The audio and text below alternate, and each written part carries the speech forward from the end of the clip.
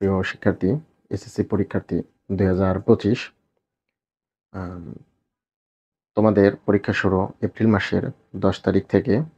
হাতে আর বেশি সময় নেই, খুব কম সময়। এর মধ্যে এমসিকিউ, সৃজনশীল সিকিউ তো অবশ্যই সমাধান করতে হবে। হয়তো টেস্ট পেপার পেয়ে গেছো। এখান থেকে জটিল, জটিল যে অঙ্কগুলো আছে বা গুরুত্বপূর্ণ যেগুলো অঙ্ক আছে সেগুলো অবশ্যই সমাধান করবে। প্লাস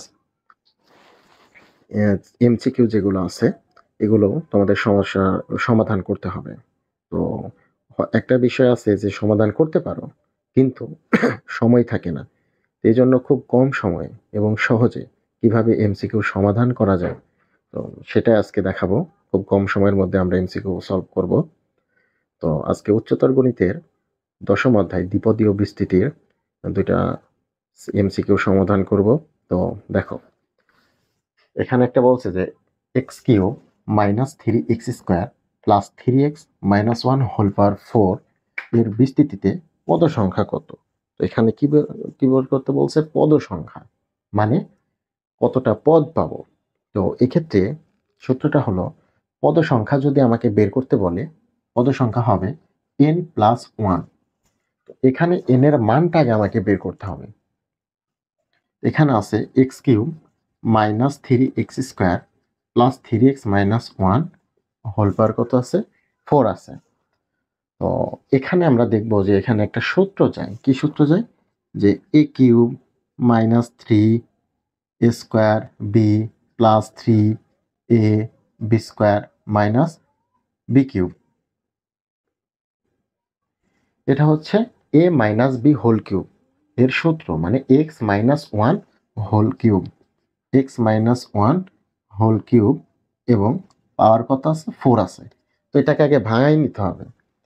এক্স মাইনাস 1, এই 3 এবং 4 এটা কি গুণ হবে। 3 আর 4 গুণ করলে কত? 3 4 12।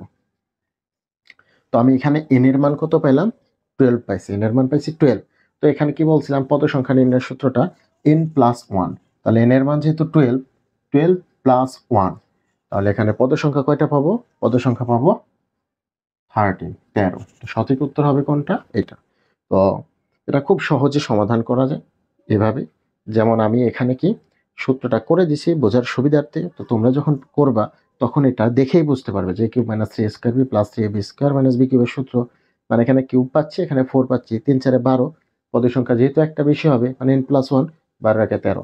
এতটুকু করাও লাগবে না, জাস্ট বোঝানোর জন্য আমি এটা ভেঙে ভেঙে করে দিলাম। এটা ব্রেন দিয়ে, মাথা দিয়ে ক্যালকুলেশন করে খুব সহজে বসাইতে পারবা। আচ্ছা, এরপরে 1 plus x by 2 whole power 4 এর বিস্তৃতিতে মধ্যপদ কোনটি? মধ্যপদ। তো মধ্যপদ নিয়ে অনেক এমসিকিউ আসে, গুরুত্বপূর্ণ একটি প্রশ্ন।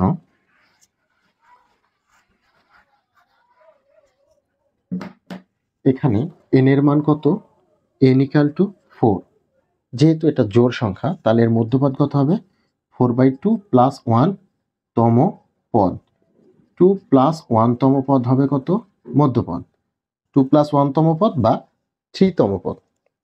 এখন এটার জন্য কি আমি বিস্তৃতি করব 3 পর্যন্ত? হ্যাঁ, বিস্তৃতিও করতে পারো, সময় লাগবে, এবং খুব সহজেও করতে পারো। কিভাবে? আমরা একটা সূত্র জানি যে টি আর প্লাস 1 তম পদ কি? n ফ্যাক্টোরিয়াল আর এক্স পাওয়ার n মাইনাস 1 ওয়াই এক্স পাওয়ার n মাইনাস আর ওয়াই পাওয়ার আর। এই সূত্রের সাহায্যেও আমরা খুব সহজে যে কোনো পদের মানটা বের করতে পারি। তো এখন যেহেতু আমি 3তম পদ বের করব, তাহলে আমার কি লিখতে হবে? t2 প্লাস 1 তম পদ ইকুয়াল টু n এর মান কত আছে? n এর মান 4। তাহলে 4 ফ্যাক্টোরিয়াল 2 x মানে কত? 1 পাওয়ার 4 মাইনাস 2 y মানে কত? x বাই 2 পাওয়ার কত? 2। 4 ফ্যাক্টোরিয়াল 2 এটা সমান কত আসে? এটা ক্যালকুলেটর দিয়েও মান বের করতে পারবা। 4 3 1 2, 1 পাওয়ার এখানে 1ই চলে আসবে, x স্কোয়ার 2 এর পর স্কোয়ার করলে কত? 4। তো এটা যদি কাটাকাটি করি 2 পাবো, 3 দোকানে 6 ইন্টু এক্স স্কোয়ার বাই কত? 4।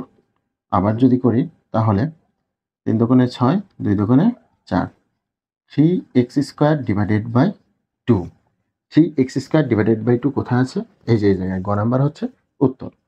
এখন যেহেতু ভেঙে ভেঙে বোঝানো হচ্ছে মানে বেসিক থেকে, এজন্য একটু বড় লাগছে।